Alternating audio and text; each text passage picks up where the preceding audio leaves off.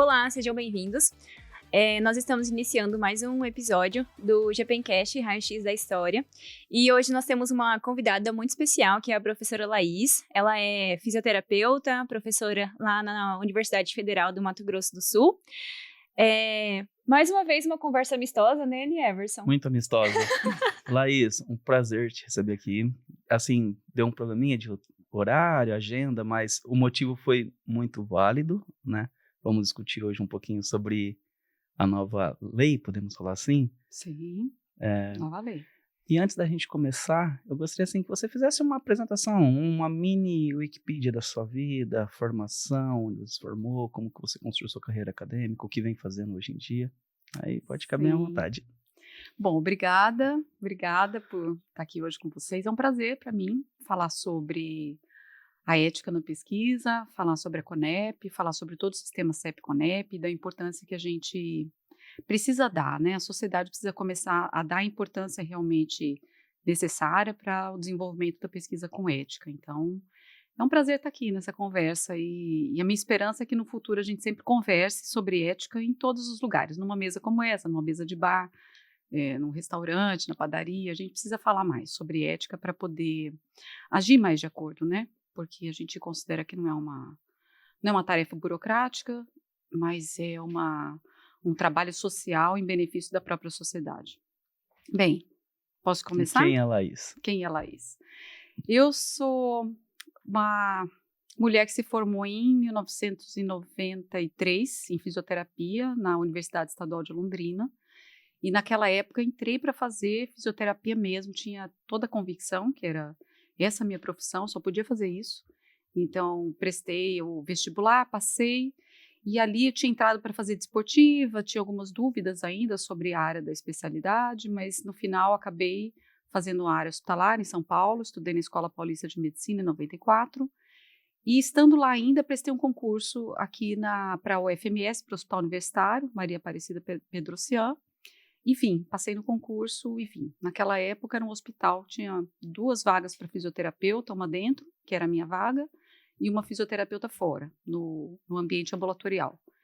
De lá para cá, eu vou resumir, né, porque foi isso, vocês têm uma ideia, são muitos anos, né? Você veio para cá com a graduação, graduada. Eu vim para cá com especialização em fisioterapia respiratória na época, hoje em dia a gente chama de fisioterapia hospitalar, né, porque ela abrange para além do sistema respiratório.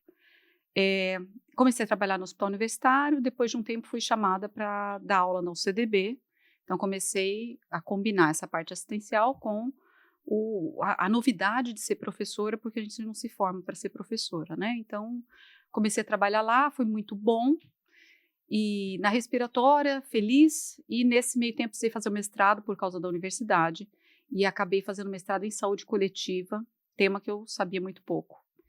Apaixonei na saúde coletiva, é importante falar isso porque foi uma mudança importante. Comecei a reduzir minhas aulas sobre sistema respiratório, fisiologia respiratória, ventilação mecânica, os temas que eram da prática no hospital. Comecei a trabalhar com saúde pública, saúde coletiva, defesa do SUS. E isso é muito importante porque me traz onde eu estou aqui hoje, né? Depois de um tempo, fiz o doutorado, fiz ainda na área hospitalar, e depois de um tempo, já prestei o concurso para ser professora da UFMS, e nessa ocasião já o concurso era voltado para a saúde pública. Então, ocupei uma vaga de saúde pública, e de lá para cá, estou no Conselho Nacional de Saúde, porque sou coordenadora da Associação Brasileira de Ensino em Fisioterapia. Então, o ensino tomou conta da minha vida, né? Me tomou. Sou apaixonada pelo ensino, pela formação profissional, e aí ocupo hoje o lugar no Conselho Nacional de Saúde, representando a Benfísio, o lugar de Conselheira Nacional de Saúde, e porque a CONEP é uma comissão do CNS, eu hoje estou coordenando a CONEP, essa gestão. É tudo isso, é muita coisa, né? Quando a gente fica velho, o currículo vai aumentando. Não, mas isso Me é perdi bom. um pouco. Mas isso é bom, porque mostra que vem produzindo.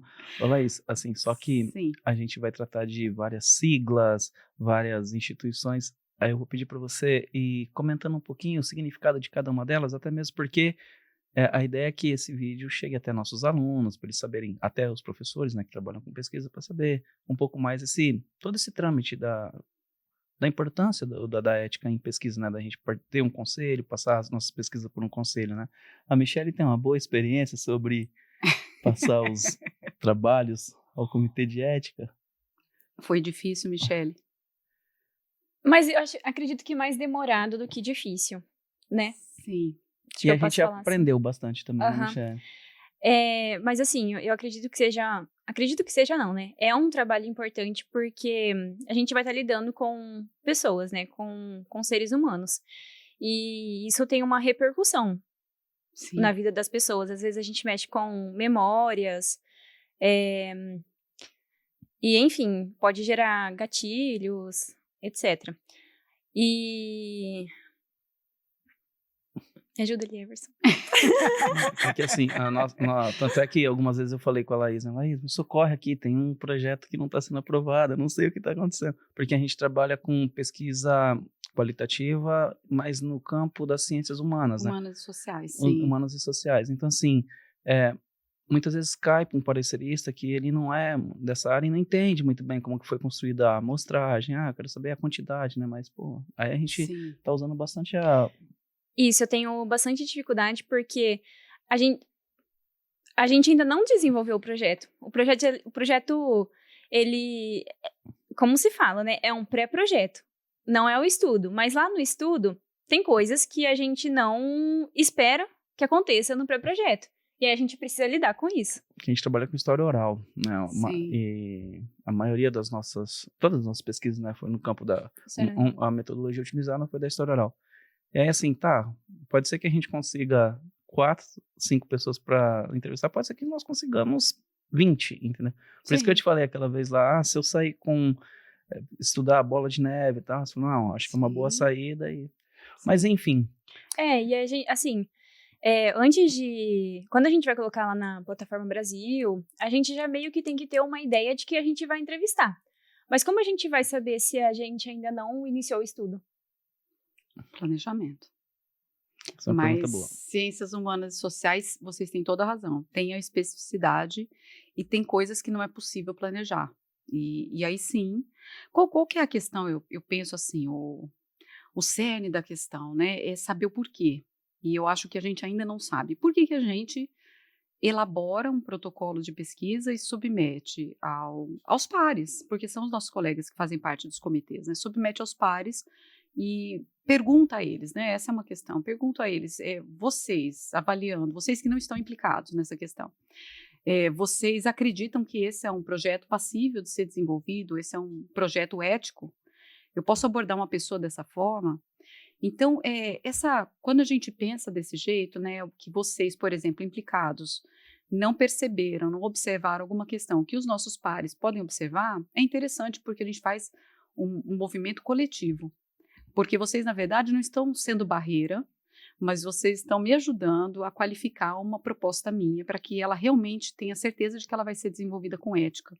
E isso tem um valor que ele perpassa o CEP, né, o trabalho do CEP, mas ele tem um valor para mim, enquanto pesquisadora, que é extremamente importante para a instituição onde é desenvolvido. Então, ninguém deseja fazer um trabalho que tenha um óbice ético, que incorra numa situação antiética, né, do seu desenvolvimento, porque isso prevê uma lesão a uma pessoa, e a gente tem várias formas de produzir lesão, né, produzir prejuízo, lesão às pessoas. Michelle já começou falando, né, às vezes é uma questão, um gatilho, a depender do tema, um tema sensível, vai falar sobre estupro, vai falar sobre abuso, vai falar sobre o uso de drogas, sobre uma doença grave, enfim, uma doença crônica, né? As pessoas podem realmente ficar muito chateadas quando elas vão lembrar de alguma situação triste da vida, a morte de um parente, e a gente precisa prever. Então, um exemplo, né, antes de passar para você, por exemplo, a gente normalmente pergunta, sim, você vai fazer estas perguntas para a pessoa, se acontecer dela realmente adoecer, né, se ela se entristecer, se ela ficar mal, ela tem possibilidade, Michelle, de te ligar e dizer, Michelle, olha, daquela entrevista até hoje, estou aqui péssima naquele assunto. O que você, Michelle, pensou para ajudar essa pessoa? A gente não pode deflagrar em outra pessoa uma situação sem ter pensado, aí o planejamento, em como resolver. Então, você provavelmente, aluna da Uniderp, pode pensar em fazer um acordo com alguém aqui que possa atender essa pessoa, temporariamente, enquanto ela precisar. Professora Socorro, né? Por exemplo, a professora Socorro. Pode incluir a professora Socorro nos protocolos, né? Fazendo parte da pesquisa, ela pode se comprometer, se acontecer. O que a gente não pode é fazer o uso da situação, né? Fazer o uso das pessoas para produzir, e a gente produz e a gente tem ganho com isso, porque a gente ganha currículo, a gente produz lá um artigo, a gente consegue pontos aqui na universidade, e não considerar que aquela pessoa que nos ajuda a produzir merece o cuidado, né? Como um participante de pesquisa. Isso foi. Eu estava conversando com vocês logo que a gente chegou aqui. Isso foi para mim essa percepção foi para mim um modo de virar completamente, de mudar completamente o pensamento que eu tinha com relação ao sistema CEP-CONEP. Então, para mim foi uma oportunidade de identificar que toda essa tarefa que a gente faz é trabalhoso, né? É um trabalho que, no concreto, na prática, ele tem um valor que a gente, antes de adentrar o sistema, antes de conversar como a gente está conversando aqui agora, a gente não percebe.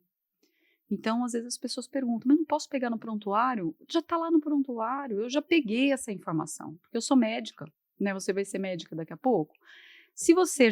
E muitas vezes a gente recebe essa argumentação. Mas é uma informação que não é nossa. Exato, é uma informação que não é do médico, e nem do fisioterapeuta, e nem do nutricionista, e nem da enfermeira. Mas as pessoas dizem, mas se eu já tenho conhecimento sobre o diagnóstico, porque estou no tratamento dessa pessoa, seja fisioterapeuta, médico, enfermeiro, por que não usar na minha pesquisa se eu não vou identificar a pessoa? E a gente precisa dizer, exato, né?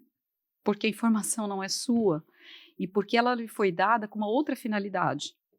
Então, a finalidade, eu acho que também é uma questão que vem na LGPD, e a gente trabalha muito com a questão da finalidade. Então, a finalidade, eu posso te contar a minha vida toda, com a finalidade única de você me cuidar.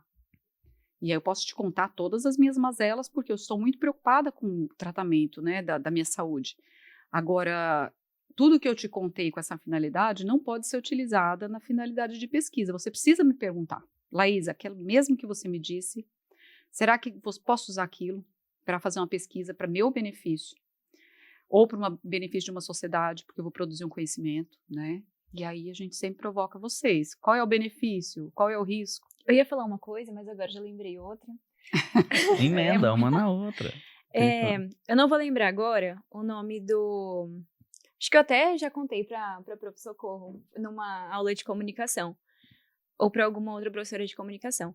Mas tem um documentário na Netflix. Ele é sobre o Trigêmeos. Vocês já viram? Trigêmeos? Não, me fala mais.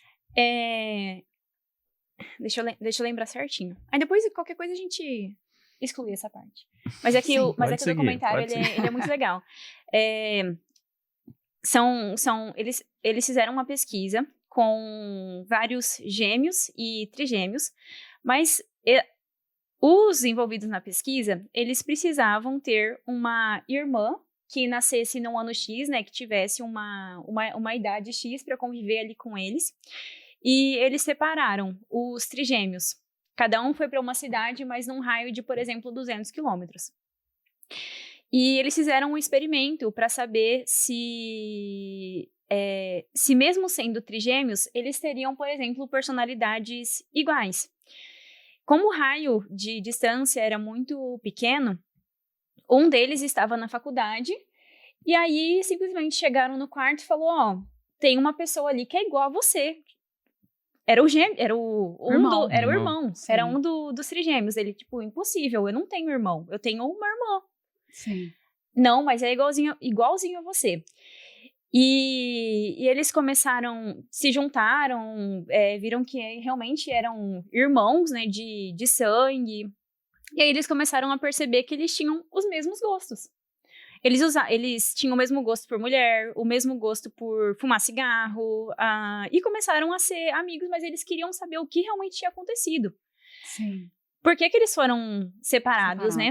E aí, se eu não me engano, a família foi paga para separar os irmãos para eles fazerem esse experimento. Quando eles descobriram que eles faziam parte de um experimento, E que a vida deles era toda montada, planejada. Eles estavam fornecendo dados. Exatamente. A vida inteira fornecendo dados. show de Imaginaram isso? Exatamente. Um horror. Um deles se suicidou porque ele entendeu que a vida toda dele era uma farsa. Então, assim, é uma repercussão que a pesquisa causou na vida deles, né? Esse documentário é muito interessante, assiste. Pois, eu não assim que lembro você conseguir agora um nome, você passa para mim, por favor. Sim, vamos... É interessante, e tem na história da humanidade, a gente tem várias outras pesquisas, né? Essa é uma pesquisa, assim, provavelmente bem estranha, não sei como é que isso provavelmente não foi analisado. O povo acho que teve uma ideia e executou a ideia ali, né? E o resultado não foi... eles não... Não é validado, exatamente, exato, eles não soltaram o resultado porque eles tinham medo. E porque, assim, eles foram descobrindo outros irmãos, né? Que aconteceu isso. E eles ficaram com medo de outras pessoas descobrirem e aconteceu o que aconteceu com desfecho. Ter o mesmo desfecho. Que absurdo. A gente tem na história vários estudos eticamente impossíveis, mas que aconteceram. Vou dar um exemplo para vocês. Tem um deles que foi feito na África com mulheres que sabidamente tinham AIDS. E já na época, naquela ocasião, a gente já sabia da transmissão vertical do vírus para o bebê. Então, aquelas mulheres, elas...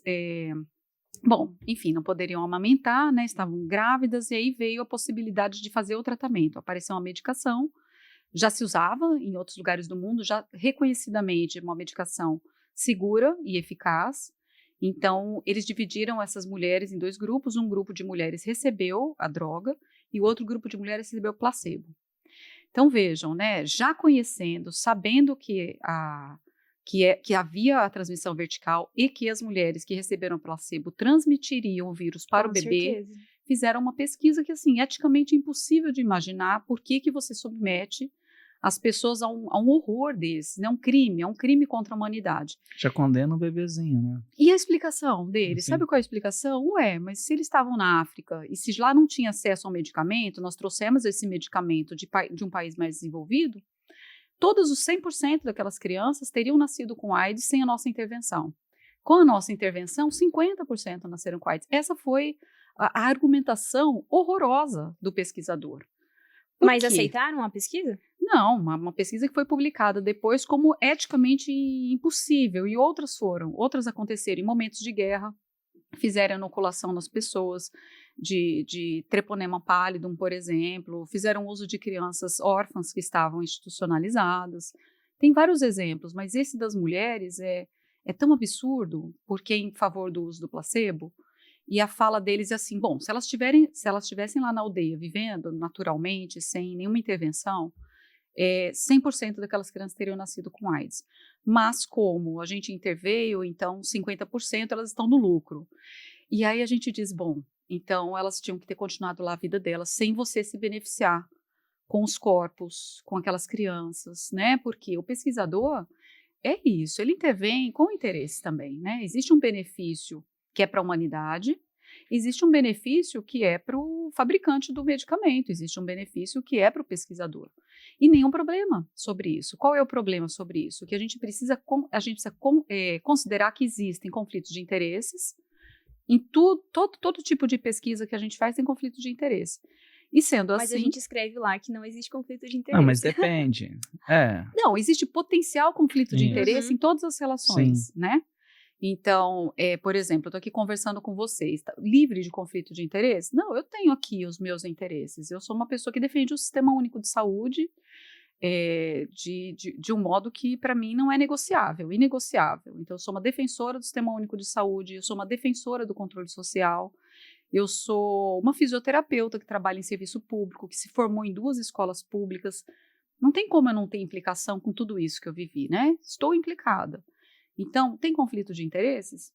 Às vezes tem. Se eu tiver, por exemplo, a gente for debater aqui alguma questão e que envolva o SUS ou a escola pública ou a defesa, né, pela educação pública e de um país que defenda, por exemplo, direitos humanos, eu sou super defensora dos direitos humanos, eu me implico. E eu tenho potencial conflito de interesse. Não para ganhar dinheiro, né? Porque às vezes a gente coloca, o conflito de interesse só ganha dinheiro.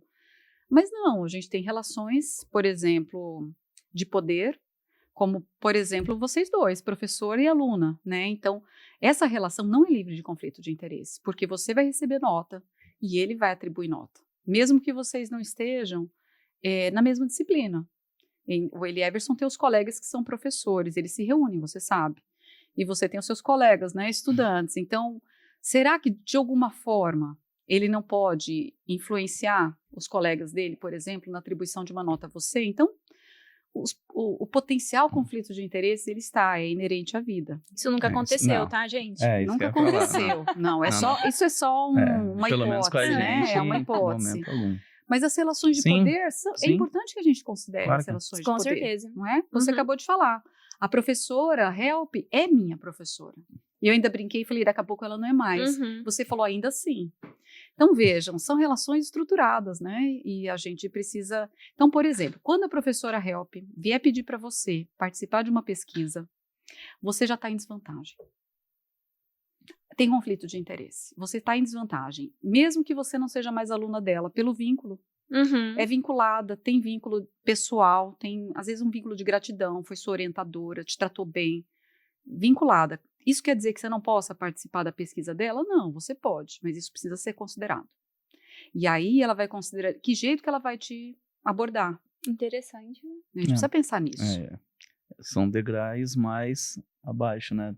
A gente sai da superfície e começa para degraus mais... Pensar por quê, né? Sim. Outro dia eu conversei, por exemplo, com um indígena. Ele disse, mas eu sou um pesquisador indígena. E vocês exigem que a gente peça autorização para entrar na terra indígena. Aí ele falou, só que eu moro lá, né? Eu moro lá, então como é que eu vou pedir para eu entrar na minha casa? Eu disse, não, tá certo, né? Você mora lá, então essa parte é dispensada. Agora, você não fica dispensado de submeter a sua pesquisa ao comitê de ética, porque essa era outra argumentação, né? Ele dizendo, eu sou do meu povo. E aí eu disse, mas o fato de você ser do seu povo não quer dizer que tudo que você fizer no meio do seu povo para benefício da pesquisa, um benefício que é seu, você está fazendo mestrado, que seja ético. E ele disse, mas é com o meu pai. Aí eu disse, pior ainda, se é com o seu pai. Porque, veja só, o óbvio, né? Ele quis dizer, é com o meu pai, eu jamais faria mal ao meu pai. E aí eu disse a ele, é porque ele é seu pai que você tem que cuidar mais. Porque se ele se negar a participar da sua pesquisa, você não tem o título de mestrado. Teu pai está implicado, ele está amarrado num tanto nesse título de mestrado, que ele, provavelmente, sendo seu pai, ele nunca negaria participar dessa pesquisa.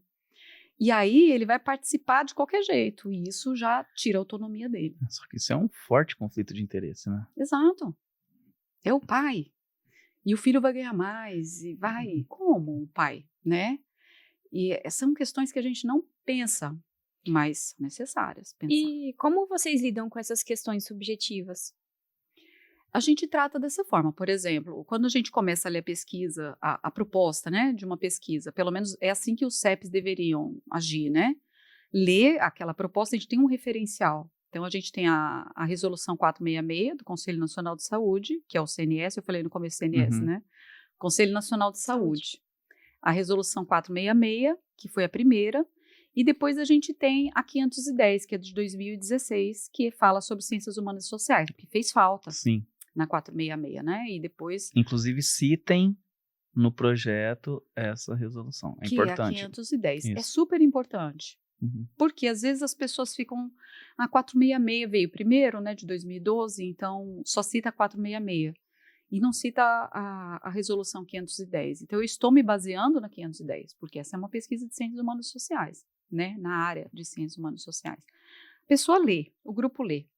E aí a gente, por exemplo, desse exemplo que a gente acabou de dizer, como é que vai ser a abordagem? É importante. A gente tem, por exemplo, denúncias na CONEP, que médicos abordam participantes de pesquisa no hospital fazendo hemodiálise. E eles abordam assim, as pessoas passam lá um tempão, né? Eles abordam assim, bom, nessa denúncia, isso não acontece sempre também, gente, por favor, é a denúncia, né? O fato que eu estou contando para vocês. Às vezes o médico pesquisador, se ele não se sensibiliza para essa vulnerabilidade daquela pessoa presa à máquina, dependendo daquilo, ele diz, você quer participar da minha pesquisa? Olha, está aqui o papel, é o termo de consentimento, né? Se você não quiser, aí olha, não sei quanto tempo mais você vai viver. Foi essa a denúncia, né? A pessoa dizendo, eu não fui nem convidada, eu fui praticamente ameaçado, né? Então, e aí a gente agiu, né? A pessoa vem com a denúncia, a esposa denunciou. Falou, meu marido já está lá, condições péssimas. Como que ele pode, o pesquisador, me convidar dessa forma, né? Como que a gente faz essa denúncia? Faz a denúncia para a Conep. Tem um canal da Conep, que é um canal específico de denúncia, tem no nosso site. A gente recebe, apura as denúncias, né? Porque nem toda denúncia certamente é um óbice ético, corresponde, mas a gente apura todas as denúncias. Márcia, a gente muitas. consegue colocar o endereço do site? Depois você passa. Vamos colocar. Sim, daí eu posso passar até o e-mail mesmo. Sim. Tem um e-mail específico para denúncia. Acho que é denúncia.conep ou conep.denúncia. A minha pergunta lá no início é: quando a gente vai fazer um trabalho e a gente trabalha com a história oral, a gente precisa dar uma investigada para saber qual é o sujeito da nossa pesquisa. O perfil, né? Você quer dizer, né? O perfil do sujeito da pesquisa, né? É, a pessoa com quem a gente vai conversar antes de iniciar a pesquisa, né? Para saber se vai ser aprovado ou não. Esse investigar, que a gente precisa conversar com pessoas, né? Isso é antiético? Então, aí depende da abordagem, né? Esse investigar é você estar já num ambiente, ou você vai intencionalmente coletar dados, ou você vai com qual que é a intenção? Você vai lá bater um papo, não estou fazendo pesquisa, não estou coletando dados. Eu vou lá bater um papo numa comunidade, por exemplo, quilombola. Cheguei para bater um papo, eu já frequento essa comunidade, então eu já conheço. Não estou coletando dados, não estou fazendo pesquisa. Então, não. Entendi. Mas quando eu decido que ela vai ser uma comunidade que vai participar da minha pesquisa, então eu aviso a essas pessoas. Agora, tem outras metodologias, gente, inclusive, é importante dizer. Sim, claro. Por exemplo, a metodologia que você trabalha na pesquisa encoberta, que você faz a pesquisa e não avisa o participante de pesquisa de que ele está sendo pesquisado, por exemplo, numa situação de observação. Mas, para que ele não se corrija, para que ele não interfira nos resultados. Não cria o viés, né? Exato. Então, eu posso estar aqui, por exemplo, vim aqui com a intenção de fazer uma pesquisa, vou observar vocês dois. E aí eu estou observando, estou aqui anotando como é que a Michelle, como é que ele e a Everson estão se comportando e tal. Faço um monte de anotação, não avisei previamente que vocês estão sendo observados com a intenção da pesquisa. Mas, depois que termina, eu tenho que avisar vocês e dizer, olha, eu cheguei aqui, tinha intenção, aí eu parto para essa questão do processo de consentimento, né? E vocês vão dizer, não, Laís, não quero. E é ok. Mas o projeto, para ser enviado? Então, quando eu preciso escrever... O projeto eu já pensei antes, né? Tá, Faz 2 meses que eu estou elaborando esse projeto até então chegar eu não aqui. enviei ainda o projeto para o comitê avaliar. Enviei, e o comitê falou que eu posso chegar aqui e fazer a pesquisa encoberta. Eu enviei para o comitê falou, tá bom, você pode, mas na primeira situação que você tiver, quando desligar o microfone, você vai falar para os dois que eles estão participando de uma pesquisa e vai pegar o consentimento deles. Mas quem disse que essa minha abordagem aqui... A metodologia. Foi a metodologia que eu elaborei faz 3 meses, já submeti ao comitê de ética e meus pares disseram, é seguro, você não vai produzir nenhuma lesão, nenhum prejuízo aos participantes. Então, esse é o sentido, né? Então, às vezes acontece, pesquisa encoberta, às vezes o pesquisador fica em risco. Se ele vai pesquisar uma penitenciária, vai falar sobre um grupo criminoso, e aí eu vou chegar lá com microfone, com papel anotado, vou começar a perguntar sobre os chefes do tráfico, né? Não faz nenhum sentido. Então, eu não posso colocar o pesquisador em risco. Sim. E nem o pesquisado. Se eu for numa prisão, né, numa instituição, numa penitenciária, e tomar o depoimento de alguém sobre um tema que me interessa, sobre o tráfico, né, que eu acabei de dizer, qualquer colega dele ali que ouviu ele dando entrevista para mim, pode colocá-lo em risco, né? Ele estava ali fazendo uma denúncia para uma pessoa. Então, seria um cuidado que eu teria com relação ao pesquisador, que vai ficar sabendo de coisas que colocam a sua vida em risco, e um cuidado com o participante de pesquisa, que só pelo fato dele estar me concordado a conversar comigo, ele já se coloca em risco. Então, exemplos, né? Não pode nunca fazer pesquisa? Pode. E aí a gente tem que gastar aí o nosso cérebro para pensar de que jeito que eu consigo saber sobre essa informação sem produzir o dano, né? Sem colocar o participante de pesquisa em risco. Teve uma coisa que aconteceu com a gente, a gente ia enviar o trabalho, por exemplo, para a plataforma, E Plataforma Brasil, né? Plataforma Brasil. A gente corrigiu o que foi solicitado e em uma outra avaliação, retornar coisas que não foram solicitadas na primeira vez. Na primeira. Você sabe, Michele, que essa é uma queixa frequente, não é só de vocês, não é só desse CEP. Acontece e a gente precisa melhorar, né? O sistema CEP-CONEP, ele é relativamente novo e ele veio num primeiro momento, né? Ele foi estruturado e depois ele cresceu absurdamente. Então, hoje a gente tem quase 900 CEPs no Brasil inteiro, com uma rotatividade enorme. Tem CEPs que fecham, tem CEPs que abrem, né? O credenciamento, o descredenciamento, CEPs suspensos, CEPs cancelados. Então, existe aí uma rotatividade grande, inclusive de pessoas, membros de CEP, e que a gente precisa ficar constantemente fazendo formação dessas pessoas para que elas consigam fazer realmente uma análise que seja adequada. Então, são algumas perdas que a gente tem de ter um sistema tão grande. É o maior sistema do mundo, no sentido de pessoas protegidas, não tem lugar nenhum do mundo um sistema desse tamanho. Normalmente se trabalha com CEPs independentes. Por exemplo, a universidade aqui, a Unidep, ela teria um CEP só para ela, cuidaria só dos interesses da Unidep e tudo que for desenvolvido aqui dentro. Então, ficaria num mundinho mais contido, mais restrito, exato. No nosso sistema não, né? Porque a gente, inclusive, faz pesquisa multicêntrica, então distribui. E esse desejo, ou pelo menos essa escolha que se fez um dia do sistema CEP-CONEP ser íntegro, né, ser uno, e que é organizado em rede, ele tem ganhos e tem perdas. Essa é uma das perdas que a gente precisa melhorar. Então, emitir pendência que depois, na segunda análise, que não havia sido emitida antes, é problema. E, às vezes, eu quero justificar, mas eu quero dizer o que é possível de acontecer, que não é erro. Por exemplo, quando a gente emite uma pendência e te pergunta alguma coisa, você, ao explicar o que eu perguntei, você pode me trazer novas informações que eu não tinha antes. Então, eu digo, Michele, mas de que jeito que você vai coletar? E aí você me explica, daí no jeito que você vai coletar, eu já falo, tá, mas isso aí não tá bom, não. Esse jeito que você vai abordar, esse jeito que você vai perguntar, você tem que melhorar. Então, eram informações que eu não tinha antes. E aí eu passo a ter. Agora, o CEP poderia prever isso? Poderia ter emitido a pendência lá atrás, perguntando que jeito que você vai abordar, né? Vocês têm, por exemplo, um checklist? Nós temos, e está disponível no nosso site, inclusive é útil para vocês. Nós temos o site da CONEP novo, mudou agora, mas está lá porque a gente conferiu, eu só não vou saber o lugarzinho certo, porque mudou um pouco a configuração. A gente tem pendências frequentes de pesquisas na saúde, tem pendências frequentes de ciências humanas e sociais, acabou de ser emitido, acabou de ser publicado, a gente, né, não é um livro, né, mas é um documento que saiu e a gente disponibilizou no nosso site. A gente tem, numa parte que está relacionada aos CEPs acreditados, a gente tem um conjunto de instrumentos, inclusive, dentre eles uma tabela de Excel, para facilitar os CEPs acreditados a fazerem análise. Então, esses são documentos que ajudam os membros de CEP, porque tem um checklist ali, nesses vários documentos, né? Esse Excel é um deles. Então, você perguntou sobre ressarcimento? Você perguntou sobre atendimento integral, se houver lesão para o participante de pesquisa? Você perguntou sobre riscos? Você perguntou sobre benefícios? Então, existe sim um checklist.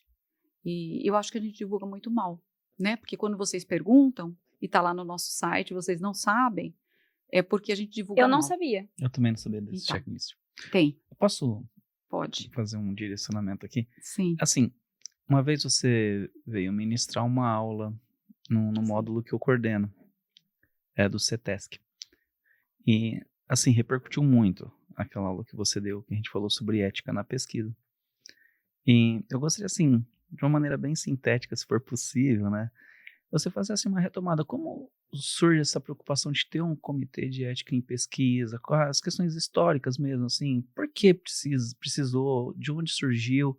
E que patamar nós estamos hoje em termos de Brasil nessa questão? Fazer um um panorama temporal. Que difícil, histórica né? aí, né? Não, mas difícil, né? eu só tô pedindo Dá um isso resumão. porque eu já vi fazendo, entendeu? Eu já vi. Claro que foi numa aula de 2 horas, não bate-papo. Sim.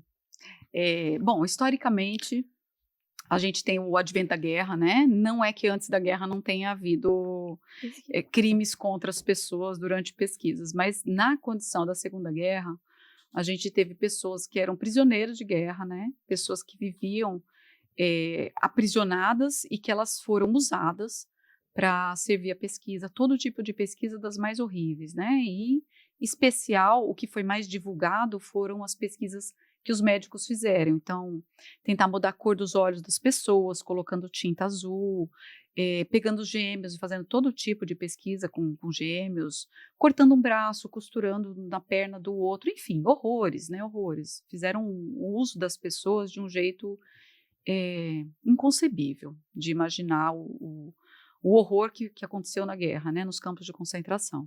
Quando terminou a guerra e tudo isso foi exposto, o mundo ficou estarrecido e disse, não podemos, a gente tem que trabalhar temos que falar sobre isso, né? Aí teve o julgamento de Nuremberg e o código que sai ali desse julgamento que diz, olha, esse aqui é o básico, né? Que não se pode... O princípio mínimo as pessoas têm que consentir. Então, o consentimento, já havia referência antes da guerra sobre o consentimento, sobre a necessidade de consentimento, mas ali ficou muito evidente, então ali ficou, as pessoas só participam de pesquisa se elas consentirem, tem que ter autonomia na participação de pesquisas, ali elas não tinham nenhuma, né, não tinha autonomia nem sobre a comida que elas ingeriam. Então, bem, vem desse absurdo aí, a organização dos sistemas no mundo, né? Uhum. Depois disso, a medicina ficou preocupada também, então existe por isso que as pessoas perguntam, mas por que na área da saúde, se as ciências humanas sociais também fazem pesquisas? Porque ali a medicina falou não, os médicos ficaram, né, constrangidos ali com os colegas, né, nesses horrores. Mas a gente sabe, por exemplo, que os psicólogos tiveram papéis, e aí a nossa colega psicóloga está aqui, os psicólogos também ocuparam um papel horroroso na tortura e que não ficaram tão evidenciados quanto os médicos, talvez pela questão mais física, né, da lesão médica, e os psicólogos promoveram todo tipo de tortura nos campos de concentração também, mas só os médicos foram a julgamento. Então, bem, aí saiu disso então, aí a medicina se preocupou, falou não podemos admitir isso, então também começou a falar sobre a necessidade de ter documentos orientadores para realização de pesquisa com seres humanos, aí vem Helsinki, então começaram a se preocupar e tem as diretrizes. Como é que isso tem, aí depois temos outros, né, documentos das Américas, tem outros. A pesquisa clínica é uma pesquisa que incide sobre o corpo, né, sobre a saúde, então é uma pesquisa que realmente produz, é uma pesquisa de alto risco para a produção de lesão, e a gente não pode minimizar o risco, insistindo, né, das pesquisas com ciências humanas e sociais, que elas talvez não sejam tão evidentes no corpo, mas elas podem produzir lesão, que inclusive com um período mais duradouro, algumas irreparáveis, e que não são tão evidentes. Então, tem um documentário, você falou de um documentário, também vou descobrir o nome depois para compartilhar com vocês, um documentário que fala sobre quando vieram pesquisar tribos indígenas no Brasil, e vieram pesquisadores de fora do Brasil e produziram todo tipo de lesão, inclusive abuso sexual contra as meninas. Um dos pesquisadores casou com uma criança que era da aldeia. Então, assim, nenhuma preocupação ética, né? Nem nas pesquisas e nem nas relações. Então, é possível produzir um desastre durante uma pesquisa? É possível. A gente deu o exemplo das mulheres na África. Já se promoveu dano com crianças órfãs, e aí com as crianças órfãs institucionalizadas, eles injetaram, eles produziram nas crianças hepatite para estudar, as crianças, quer dizer, né, trataram as crianças como cobaias, e a justificativa era, eles já são institucionalizados, eles tendem a ter hepatite porque eles convivem muito proximamente. Que absurdo. Que absurdo, isso não tem nada a ver, né? O fato da pessoa estar em risco de adquirir uma doença não justifica o pesquisador promover a doença, né, nas pessoas. Isso, inclusive, está bastante falado hoje em dia, porque a gente está falando muito sobre desafio humano, que é a produção de é uma infecção, né? É uma infecção humana controlada. Então, é a pessoa considerar que ela quer participar da pesquisa, sabendo que ela vai ser infectada e ela está previamente sadia. Isso é uma novidade. E veja, eu não sou nem a favor nem contra, mas a gente precisa ficar atento. Por quê? Porque é de alto risco. Aconteceu isso, acho que em Londres teve um movimento muito Durante forte. a pandemia. A pandemia. Sim, Uhum. sim. Uma justificativa muito boa, né? A gente estava aí numa pandemia matando todo mundo morrendo e a gente desconhecia o tratamento, então era passível nessa situação. Então acho que tem algumas questões muito importantes, né? Por isso que eu disse, eu não sou contra, mas a gente tem que pensar, considerar as condições. Nessa situação de uma pandemia, de um risco de morte para um número enorme de pessoas no mundo, desconhecendo a possibilidade de tratamento, não tínhamos medicação, não tínhamos vacina.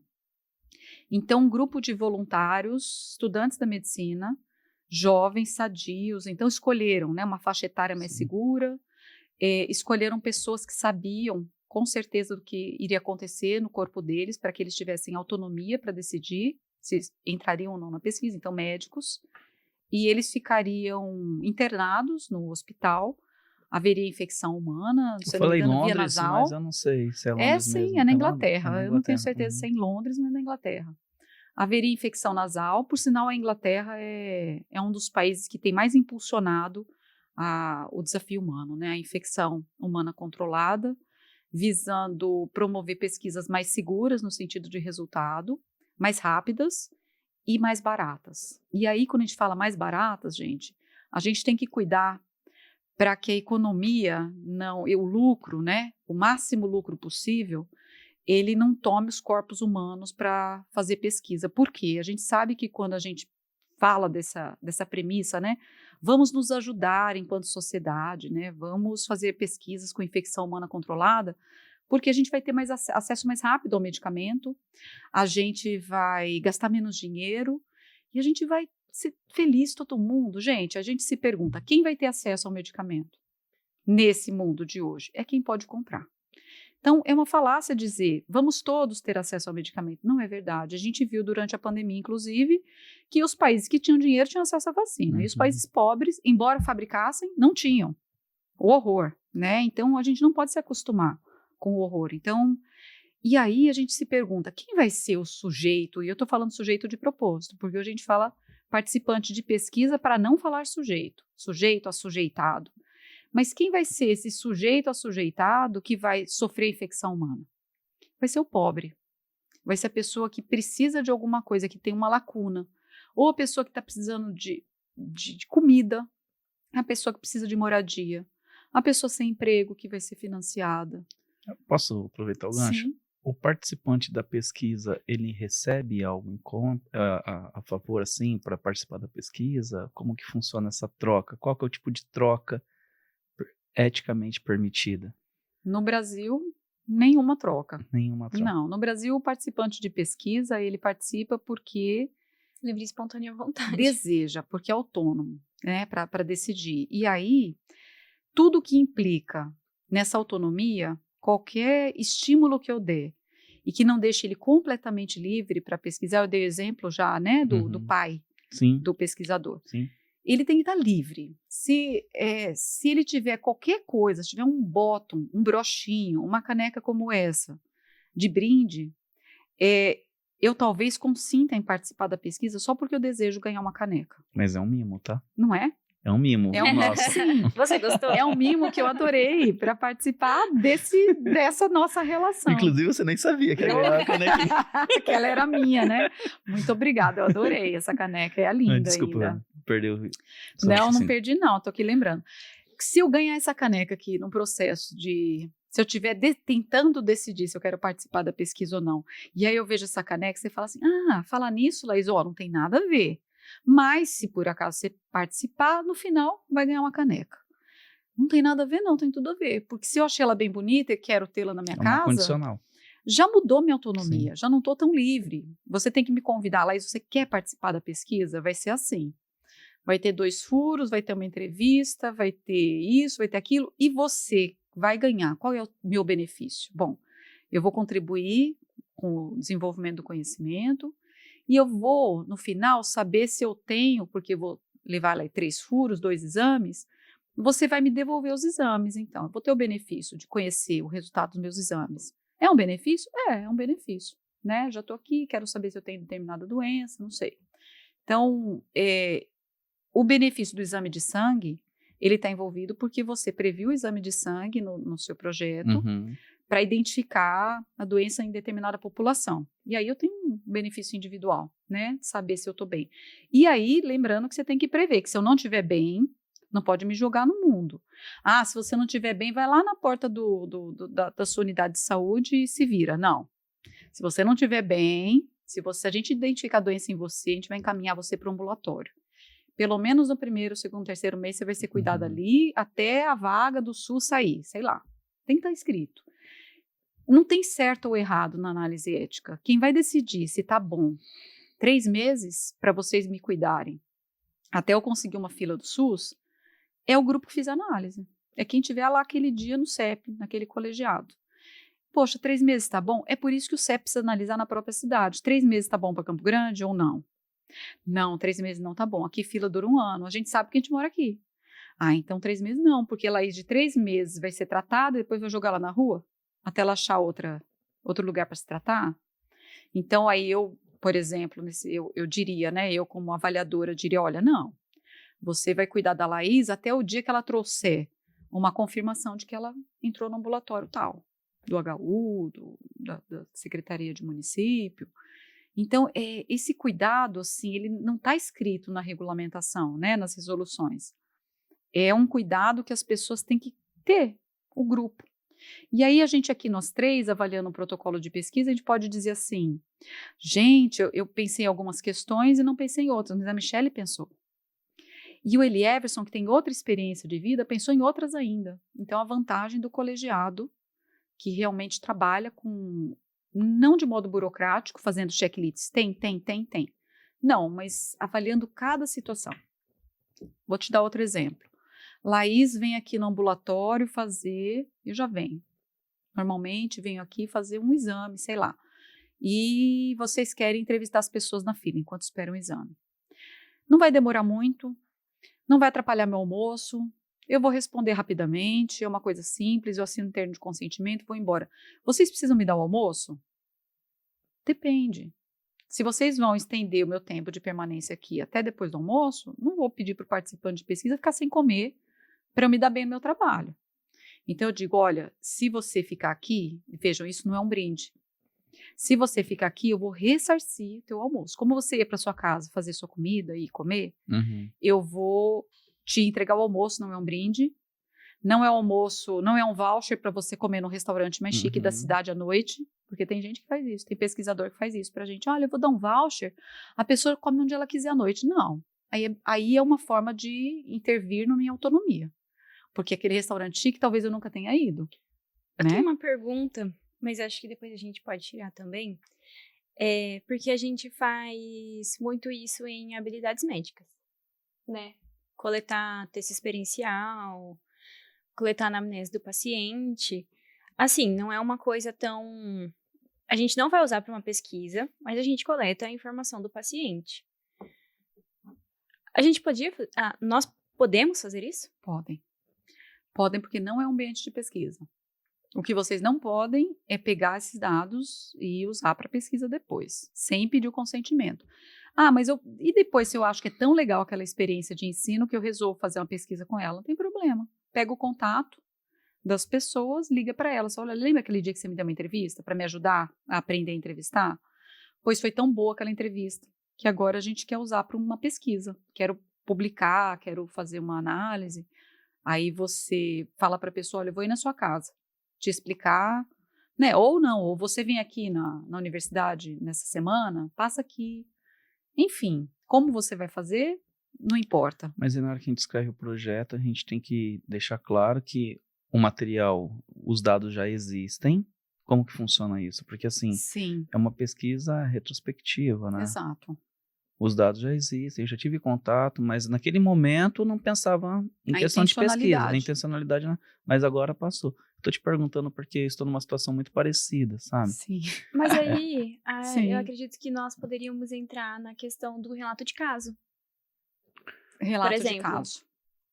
Relato de experiência. Aham. Sim, relato de caso. O que acontece com relato de caso? Tem algumas questões que são importantes, que eu acho que é importante a gente dizer sobre isso. Bom, para você fazer uma pesquisa, para você propor uma pesquisa para um ser humano, você precisa estar certa de que você não vai produzir lesão, né, nessa pessoa. Então, tem um referencial teórico, tem um arcabouço teórico que você tem que ter estudado, bem estudado, para dizer isso aqui é seguro de fazer. Então, eu sou fisioterapeuta, invento lá uma estratégia, uma técnica, sei lá, sobre o tórax de alguém, e eu tenho que justificar que aquela minha manobra que eu inventei, ela não vai, por exemplo, produzir fratura, não vai produzir lesão pulmonar, não vai produzir, sei lá, né? Eu tenho que convencer esse grupo, esse CEP, esse colegiado de CEP, de que aquilo é seguro.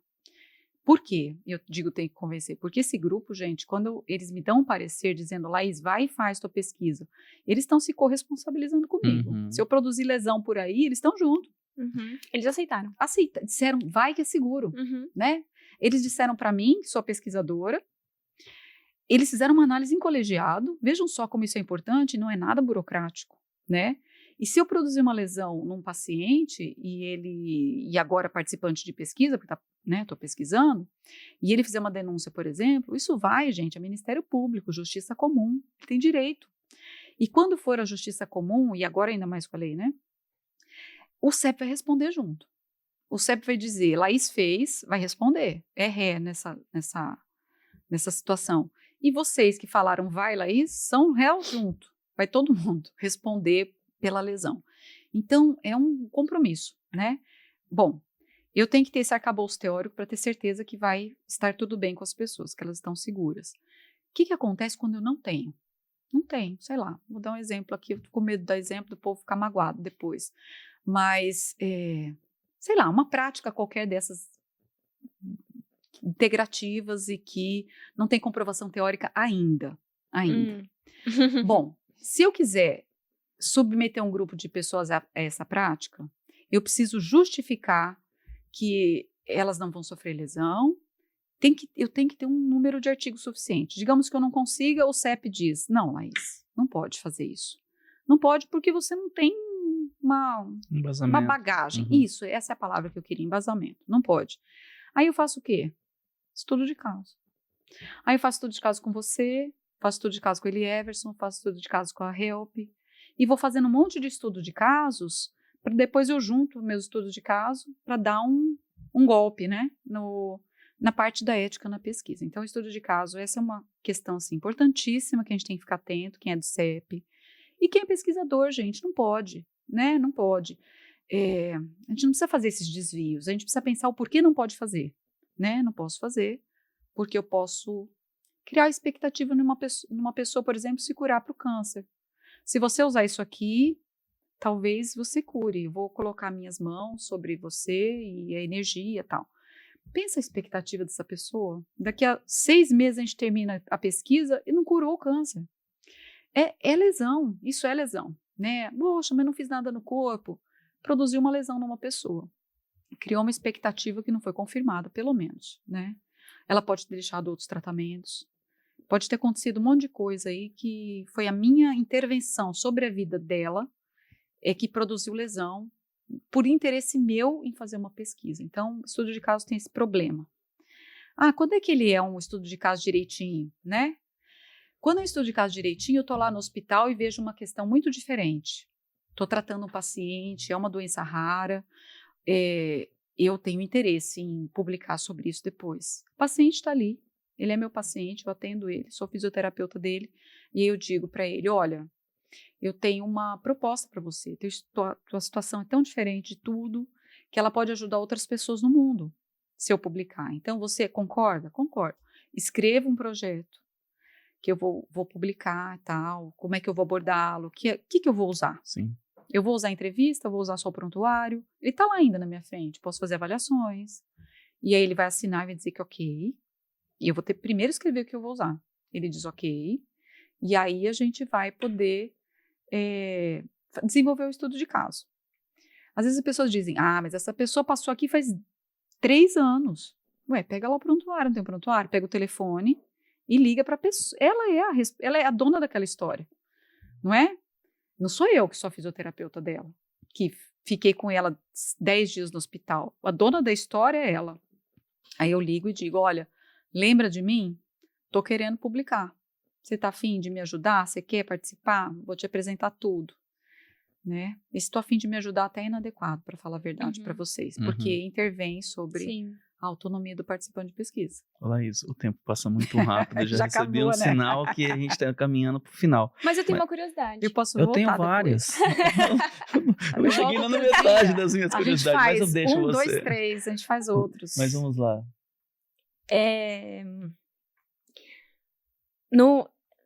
Deixa eu formular minha pergunta. Vocês recebem mais pesquisas da área da medicina? Por exemplo, de todos os cursos. A medicina é uma das áreas que mais faz pesquisa? Não.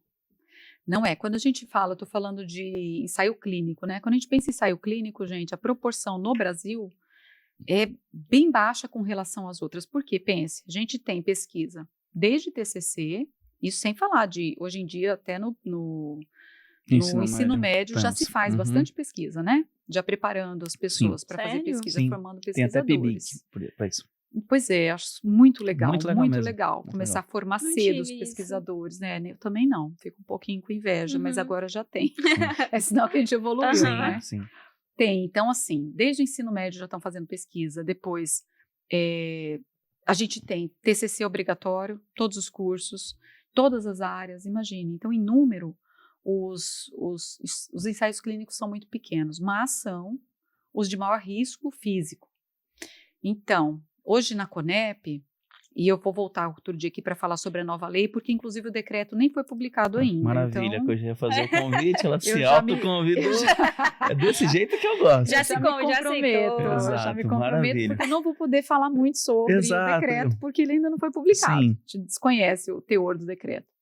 Mas hoje ainda, então, enquanto o decreto não é publicado, a gente continua seguindo o mesmo fluxo e a mesma regulamentação. Isso é importante, porque como a lei já está vigente, existe aí uma preocupação de todos os sistemas, pesquisadores, todo mundo. Como é que faz agora? Continua fazendo igual até sair o decreto, né? Para não interromper pesquisa, para não atrasar a análise, tudo no mesmo fluxo, né? E depois vai mudar.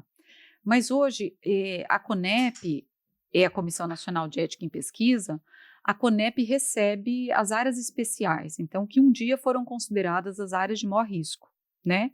Ou risco sobre o corpo, no caso dos ensaios clínicos, risco porque são pesquisas patrocinadas por financiamento externo, então, de interesse de outros países no Brasil, tem que ficar de olho. Qual é o interesse? Vai fazer uso da população brasileira? Quantos participantes de pesquisa nessa proposta são participantes no país de origem? Não é? Porque se pode fazer no Brasil, pode fazer lá, né? No país de origem. Isso é uma curiosidade legal até. Se não tiver nenhum participante de pesquisa no país de origem, no Brasil não é aprovado. Esse é um critério, né? Que é interessante. Por que não tem? Tem que ter. Então, enfim, né? Não é só aqui no Brasil, mas no Brasil tem essa proteção. Tem a população indígena, que precisa subir para a CONEP, então, por outros motivos. E pesquisas com genética. E agora a gente vai ter a tipificação. Então, quando o decreto sair, a gente já tem a resolução da tipificação e a gente vai seguir, então, a tipificação da pesquisa para identificar em que situações a análise pode acontecer mais rápido, né, que a gente chama de tramitação expressa, então é mais rápida, e ela não usa o colegiado, então não precisa juntar um grupo de pessoas para analisar, vai uma pessoa que analisa e mais o coordenador. Tem as colegiadas, que é necessário passar por um grupo, então, porque são mais complexas. E a gente hoje, agora com a nova lei, as que têm maior risco vão ser direcionadas para os CEPs acreditados. Entendi. É isso, mas depois eu volto para dar mais detalhes. Ô Márcio, eu vou precisar de dar uma estendida assim. Tudo bem. Então tá. Porque eu queria fazer uma pergunta para você, mas fica para a próxima. A gente vai marcar a próxima em breve, tá? Tá bom. Bate-bola agora. A Michelle vai conduzir um bate-bola com você. Bom, são respostas rápidas. Sim. Um livro. A natureza da mordida. Uma inspiração. Pessoa? Uma inspiração. Uma inspiração? O sol nascendo. Uma comida. Estrogonofe? De carne ou de frango? Brincadeira. De carne. Boa, boa. Um filme. Porque eu não gosto de estrogonofe de frango, eu gosto de carne. Gente, a minha memória é horrorosa. Mas eu vou falar Sociedade dos Poetas Mortos. Nossa, eu adoro esse filme. Um lugar. Praia. Um sonho. Uma sociedade mais justa. Um objetivo. Contribuir para uma sociedade mais justa. Cerrei. É isso, foi um prazer recebê-la. Pena que faça muito rápido. Assim, eu tenho várias questões ainda que eu gostaria de tratar contigo.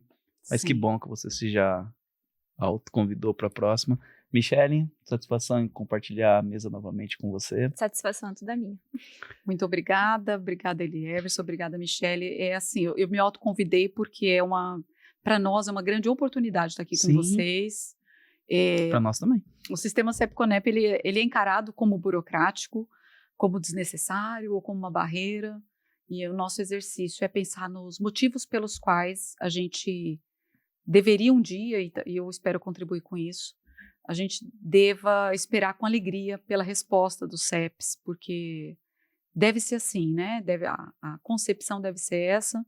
E eu quero dizer a vocês que eu sei, reconheço que o sistema ainda não é assim, mas que a gente vai caminhar para esse lugar. Mas foi bom porque a gente entendeu o outro lado da moeda, né? Sim, claro. Isso é importante. Bom, com isso nós encerramos esse episódio. Até mais. Muito obrigada.